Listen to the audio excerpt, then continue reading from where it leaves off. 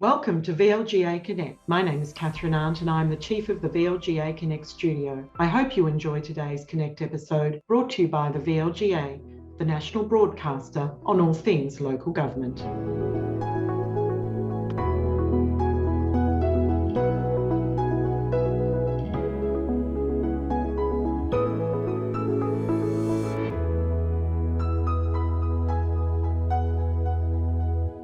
Hello everyone and welcome to another edition of VLGA Connect and the Governance Update, which is sponsored by the team at Hunt and Hunt Lawyers.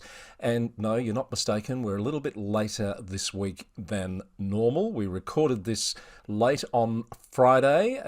Why was that again, Stephen? Well, there were two reasons, Chris. I thought that the reason was because it was our attempt to dupe government into a false sense of security and think that they were safe to release all manner of contentious announcements.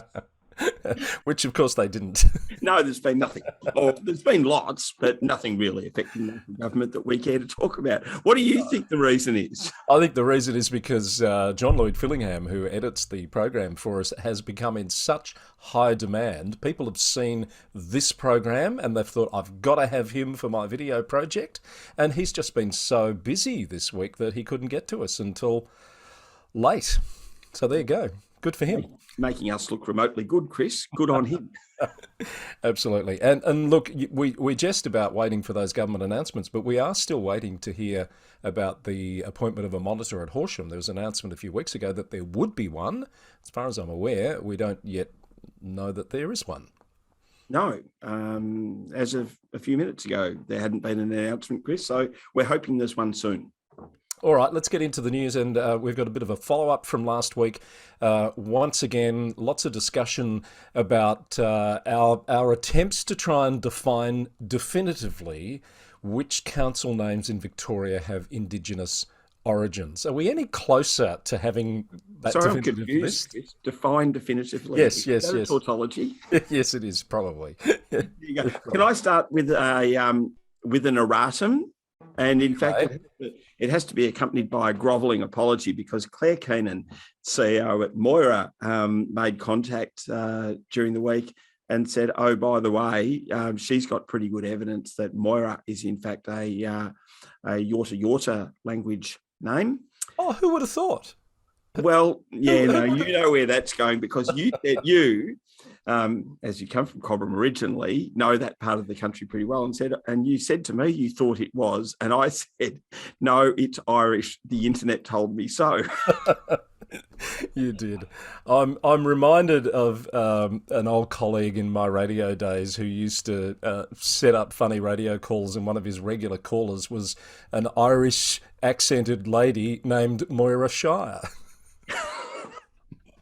Well, there you go. Who knew that was coming? The other thing, though, Chris, was in amongst that bit of research, it is also possible that Loddon is a Yorta language name, and we are pursuing both of those to see if we can raise our number that now appears to be at least 28 even further. I fear we may never actually land this, Steve, but we'll keep trying. I had some terrific feedback. Sorry, you were just going to say something. Oh no, I was just going to say, and isn't that good that we do, and we keep the topic live about the importance of Aboriginal place names. Absolutely. I had some feedback from Kerry Wilson, who listened to our program last week. I think listens fairly regularly.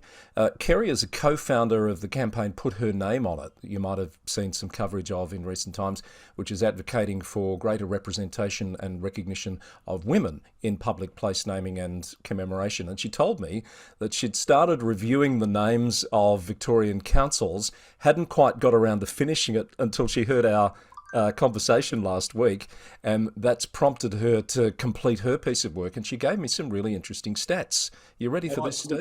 Kerry said the stats are in. Yeah, she does say the stats are in, and she's saying that 37% are Aboriginal language, 30% are named after men, 29% are mainly English towns and rivers, and only 4% come from women. So that certainly supports the campaign and the movement that she's behind. And I think Ruth McGowan, a friend of the program, is involved in that campaign, or certainly a good supporter of it as well. That Put Her Name On It campaign. She's doing another bit of work that she's offered to share with me when it's done, and you might hear more about that either on this program or on the Local Government News Roundup in the not too distant future. That's fabulous, Chris. And thanks to Kerry for that. Yes, thank you, Kerry. Great to know that you're listening. All right, we'll park that for the moment, but I suspect we might get some more feedback and we'll have to come back to it. A few things that have happened this week, Steve, that caught my eye. Interested, as always, to get your thoughts. At Darebin, we don't have a CEO appointment yet that I'm aware of, but we have had an appointment of a councillor conduct officer. The council had a special council meeting this week, and kudos for calling it a special council meeting. None of these unscheduled council meetings that become scheduled, Chris. Correct. Yes. No, we've been there. I won't go there again. No. And so they considered appointing an external party as the councillor conduct officer. And I said to you, Steve, have you heard of this happening at other councils in the past? Because generally they come from within, don't they? They do. And I'd heard councils that had contemplated the idea of recruiting to that role externally, but I wasn't aware of any that had actually gone through that. The thing it reminded me of, Chris, is that when the original conduct panel regime was established, I don't know, 5 or 6 years ago, Local Government Victoria consulted rather extensively with the sector. And this was in the establishment of a principal councillor conduct officer. And I'm pretty sure at the time that there were a couple of reasons for the establishment of that principal role in Local Government Victoria. Yeah. One being to basically triage the conduct matters to see if it was more appropriate that they be dealt with internally. The other was there was an extraordinary level of bullying directed at the council staff member who is holding that conduct officer role, typically from the councillors involved in conduct matters. And, that role, even though it was really just a postbox, became a pressure point. And I suspect that, in that sense, it's not a bad thing to be appointing externally, because really it takes that tension out of the role. Yeah, so in this case, they've appointed a suitably qualified person from outside the organisation, someone who I think is a lawyer, actually, by the name of Megan Lawton. Megan, if you happen to be listening, I've just sent you a connection request on LinkedIn. It'd be good to know you. So Megan's the new councillor conduct officer at the City of Darebin. Well, hopefully Megan has a quiet time in the role. Yes, that's a good thought, and I echo and support that. All right, so that was one thing I saw. Another thing, I did take some time out to watch part of the meeting of Hepburn Shire Council during the week. I think it was Tuesday night. Yeah, I know. Get a life, they say. But this was really interesting, because this is this long-running Rex Theatre saga where you might recall we've talked about this at least once in the past. The council purchased the building some time back, has spent a considerable amount of money refurbishing for a range of reasons. That stopped. And now the intention is to sell the building. It's been quite contentious locally. There were a lot of very vocal people in the meeting. I thought the mayor and the councillors did very well to keep their composure in the face of what was some pretty raucous and loud interjecting that was going on. But ultimately, and that's just a sign of the depth of feeling about the issue. But they've decided to proceed with that sale, Steve. Well, and you're right, Chris, it is long-standing, and really the choice confronting the council was to either cauterise the loss, stop it now and sell the building, or to continue on knowing that, look, there would be a significant cost to the community, but there would be an art value, and and maybe the cost might be more than expected because of, changes in providers, need for additional permits, all of those costs that go with the building. So they've fallen on the side of cauterising the loss and getting out. It must be said, though, some differences of opinion within the council. There was a motion put forward to delay the process by, I think, 4 months, certainly out to about November, which didn't get up. The ultimate recommendation of the officers was adopted with some changes, and I'll talk about that just very briefly in a second, and it was voted 4-3, and we had divisions, etc., to proceed, with the Mayor saying, and I quote from an ABC report, "We need to move forward. This has been a very vexed and troublesome project over many years." Chris, the other thing that's been bubbling away in regard to this particular topic is that the local government inspector commenced investigations, I'm thinking 18 months or 2 years ago, into the steps taken by the council and the council administration in relation to the Rex Theatre. It's a long-awaited report and still hasn't seen the light of day. No, that's true, and they added into the motion or the resolution a word of disappointment that it's taken so long, and calling on the inspectorate and the minister to do something about having that finalised and brought along as soon as possible. The other thing they added into that resolution was to receive a further report before a contract of sale is executed. So this will come back into the chamber. And just on your point, Steve, about the inspectorate matter, it should be noted that the council conducted an audit, and as a result of that, referred it off, self-reported to IBAC, who referred it then to the inspector, and that's how that. Right. Sorry, I'd lost that bit of detail, Chris. And look, let's be clear. If the inspectorate commences the investigations towards a report like this, usually its intention is to release a report. Yeah. So if the report hasn't been released, I can only imagine the inspectorate has some very good reasons. Yeah, I'm sure that's right. Fair point. All right, so that's Hepburnshire, and as we say, a long-running issue that has reached another milestone this week. Steve, I know this one caught your eye. We're just going to briefly go interstate, where in Redlands, the whole situation there around the mayor is still swirling around. They had 3 petitions, I think, come to their meeting this week, none of which the council has the power to actually act on. One calling for the mayor to be dismissed, one calling for the mayor to resign, another calling for the government to install an administrator. So this one's not going away. Listeners will recall this is the mayor that was involved in a traffic incident a few weeks ago and has subsequently been charged with driving while under the influence. We think the allegation is about 3 times over the limit. Yeah, that is the allegation, Chris, and props to Kelly Nealon and the team at Inside Local Government, where we source this story. I think, from memory, the situation here was that there was a notice of motion, Chris. Yeah, that's another element to it, Steve. You're right. So there was a notice of motion that didn't get onto the agenda papers.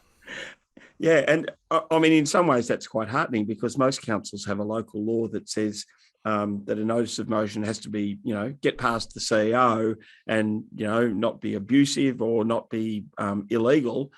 This one didn't get onto the papers because it wasn't within the power of the council to move a motion of no confidence against the mayor. Yeah, from what I can understand, and the council put out its own statement about this, they'd had legal advice about the notice of motion and had determined that it wasn't properly made and therefore could not go onto the agenda. But you're right to point out that Inside Local Government have delved a bit deeper into this and provided some additional insights, and we'll put the link to that story up, the one that's headed No Confidence in No Confidence Motion. There's another one that's come into the public realm this week, centering on the Minister for Planning and Surf Coast Shire, which our friend Tony Rownick at Hunt and Hunt has had a look at and given you a little bit of insight into whether this has got some potential relevance for the sector more broadly.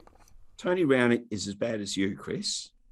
Because while you're spending your time watching council meetings, he's spending his time looking at random actions that are going up to the Supreme Court. How dare he be interested in the field in which he works? Goodness me. What's he doing there? We have talked about this before, Chris. It was reported in The Age a few weeks ago that the developer would be launching this matter in the Supreme Court. What we know now is that there are 3 respondents. The defendants, I should say, being the Minister for Planning, the Surf Coast Shire and the Minister for Local Government. But fundamentally, it says that the decision of the minister was affected by bias. This is what the applicants are saying. They're saying that in September 2018, the Premier issued a media release entitled "Stopping Developers Ruining Bellarine and the Surf Coast." Yep. On the 30th of September, so 3 days later, the Minister for Planning issued a press release saying, "Fixing Matthew Guy's mess in Spring Creek." I remember that. Yeah. There you go. The plaintiff quotes extracts from these media releases purportedly evidencing bias. I love purportedly, great word. Yeah. And there are also extracts from interviews and articles with quotes from the Premier. So really, and I know Tony's talked pretty extensively about this, this is a watching brief for all of us, but no matter the way that this case falls, a salutary reminder for anyone in holding a statutory role to be really careful about public commentary and making sure that there is not only an absence of bias, but the impression of an absence of bias too. Does this bias element call to mind, what am I trying to say? Is this another one for the VLGA Winky Poppers team? It could be. I think we'll put possibly on the halfback flank at the moment, but if it's significant, it could move to centre half forward. It could. All right. So this one I think is it's just being flagged as coming up, but it's some way off yet, or are we likely to hear more about this sooner? Oh, it's a matter in the Supreme Court, Chris. We could be talking if a councillor conduct matter takes the best part of a year to be finalised. I would have thought the Supreme Court doesn't happen that quickly either. So read anything from 6 to 18 months, presumably. All right, we'll keep an eye on that, and I'm sure more to the point, Tony will keep an eye on it and let us know when there's more to report. And the best thing is we don't have to then, Chris. That's terrific news. Exactly right. Right. Best of both worlds. Let's pass on some kudos to 24 councils, no less, around the state who've banded together to seek a planning scheme amendment, which is looking to progress us towards a zero carbon environment and enshrine some more sustainable development or better sustainable development principles in the planning system. This is a piece of work done by the Casby councils and the Municipal Association of Victoria, and it's now with the Minister for Planning. So yeah, Casby, the Council Alliance for a Sustainable Built Environment. And I think it's really interesting, Chris, because it moves away from sort of specific locally based planning controls to a principles approach in relation to good design and environmentally sustainable design. And it would seem that a planning scheme is the place to put that. So watch that with interest. I note that those 24 councils acting as one represent over half of the population and the planning activity that happens in the state of Victoria. So it's pretty significant. Yeah, and some regional cities. I haven't got them all, but Greater Bendigo, Warrnambool in amongst them, and quite a few metros. Absolutely. So, and including Strathbogie-Shire. So a range of councils involved in this. All right, we'll watch that one with interest and wait to hear whether there's any sort of reaction that we can report from the Minister for Planning at this early stage. Just one thing to watch on this, Chris, maybe some of the debate will be around that purported tension, because I wanted to say purported again, between environmentally sustainable building and the cost of building. And it's a really good one to kind of look into the detail, because I think my understanding is the evidence would say that environmentally sustainable buildings shouldn't actually cost that much more. Take your word for that, Stephen. We'll keep an eye on all of that. Now, there's two interstate things I wanted to run by you that have come out this week that I think are really interesting. One out of the Gold Coast, where the Mayor Tom Tate there has been found to have committed misconduct by interfering with disciplinary proceedings. This was a Councillor Conduct Tribunal finding that's been reported by the ABC this week, and Mayor Tate has been fined for two incidents. One's a conflict of interest matter, one's this disciplinary proceeding interference matter, but he is apparently seeking the result to be reviewed or a stay on it being applied while a review happens. there's another VLGA Winky Poppers link there, Chris. Yes. And you possibly don't know this, that No. CEO Dale Dixon, after he played for Melbourne, actually played for the Brisbane Bears while they wore the Winky Poppers logo. Is that right? Okay. I didn't know that. Be that as it may, there's just a bit of football trivia for you. That was really significant that the CEO had launched a disciplinary proceeding against the Chief of Staff to the Mayor, Tom Tate, and there has been evidence adduced that the Mayor did instruct the CEO to cease such action, and that has caused a bit of a problem, which again is a bit of a salutary warning around giving direction where one shouldn't give direction. Yeah, he did that in writing, and my reading between the lines is there are certain powers that the Mayor in Queensland must have in terms of being able to provide direction, but the tribunal in this case is saying it's overstepped whatever those powers are. This is going back 7 years nearly, Steve, back to December 2015. And the other matter was around failing to declare a conflict of interest during a council meeting in 2017. So I suspect that's not the last we'll hear of this, given Councillor Tate's response to the outcome.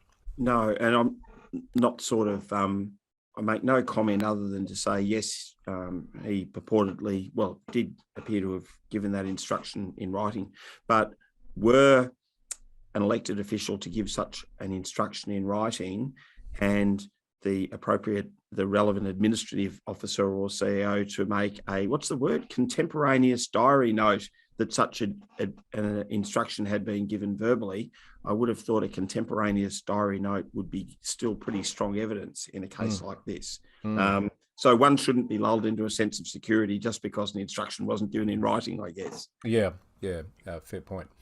The other one that caught my eye is out of South Australia, where a council CEO has been found by the state's ombudsman to have behaved in a way that did not meet standards of honesty, integrity, or acting ethically when he created and backdated a letter after in the council chamber telling the mayor that letter had been sent in response to a direct question. And he says he panicked in this particular circumstance. Chris, this is one of those ones where you look at the report and say, how could that possibly happen?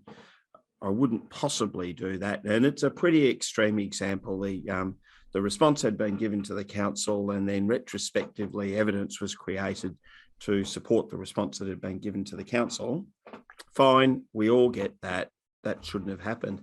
It prompted me I must admit, I had a bit of, not remorse, but what's the word? Felt a bit guilty because I was thinking, backdating of documents, what might that look like? Have you ever backdated documents, Steve?